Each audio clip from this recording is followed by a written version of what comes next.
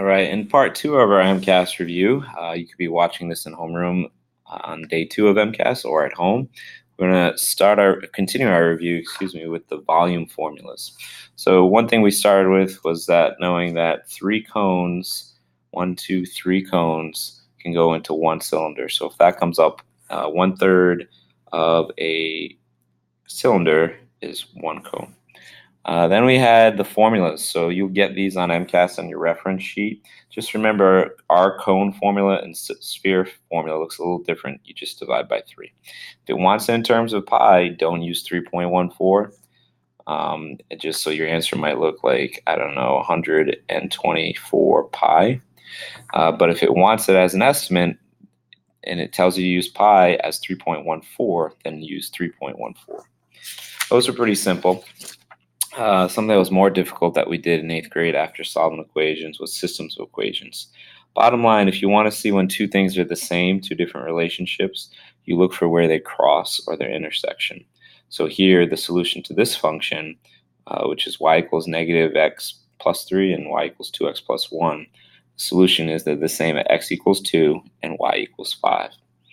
Algebraically, it's more difficult. If you get 2 y equals equations, best case scenario, that's it. You just set them equal to each other. So going back to this one, it would be negative x plus 7 equals 2x plus 1. You'd solve, and then you'd have to back sub. So right here, so remember at the end, you have to back sub there. So for example, this other example, when you did substitution, you would substitute it in for y, whatever your y equals was. You distribute, get one variable by itself. In this case, you would get no solutions if you had 4 equals 3, which means they would never cross. But if you did get a solution, you'd have to back sub that in. So you'd get like x equals 7 and you'd back sub it. And we also learned elimination, where you can just add or subtract, and you can eliminate maybe the 2x and the negative 2x. Then back to some easier topics, function, not a function, linear, nonlinear. And when people get this confused, when you're looking at function, not a function, x cannot repeat. So if it has a vertical line, goes through it twice, then it failed the vertical line test. If you see a table and x repeats, then it failed and it's not a function. Then we had linear and nonlinear, which is similar but different. So with linear and nonlinear, the graphs have to be straight lines. It can be horizontal, but it can't be vertical lines because that's undefined. And it has to, and the reason they're straight lines, of course, is because it's a constant rate of change. In the equations, however, when you're trying to decide if it's linear, it's real simple. Degree has to be 1. But if it's not, you might see something like x to the power of 3, x inside a square root, x in the denominator, or a negative exponent, or anything like that. Those are all nonlinear. Just yesterday, we did scatter plots. Scatter plots basically are looking for correlation. It can either have a positive or a negative correlation. You can use your graph or your equation to make predictions. Line of best fit is the line that has about the same amount of points above and below.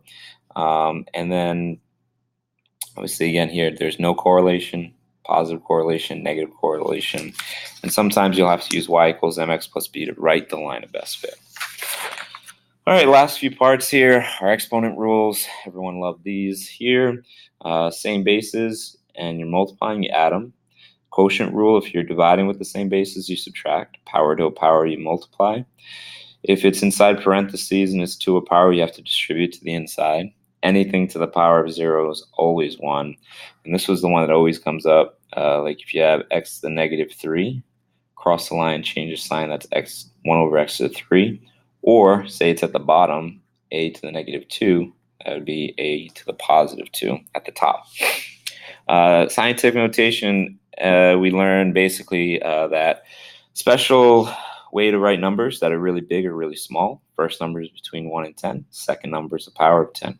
If you need to get out of scientific notation, negative exponent, move that decimal to the left. Positive exponent, move that decimal to the right.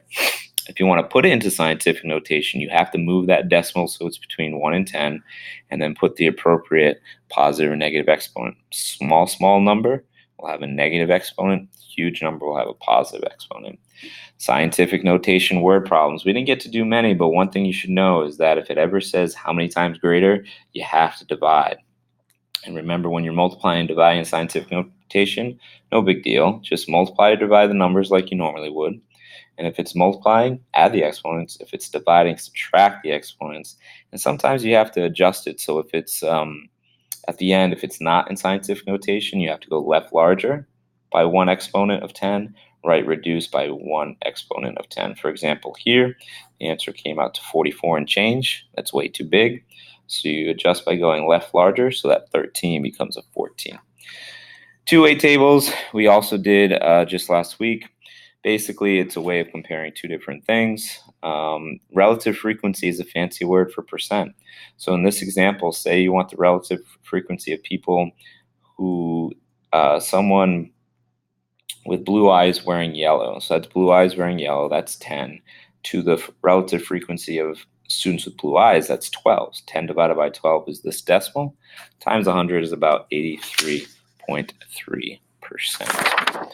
That wraps up our second part of the review for MCAS. I hope you have a chance to watch this.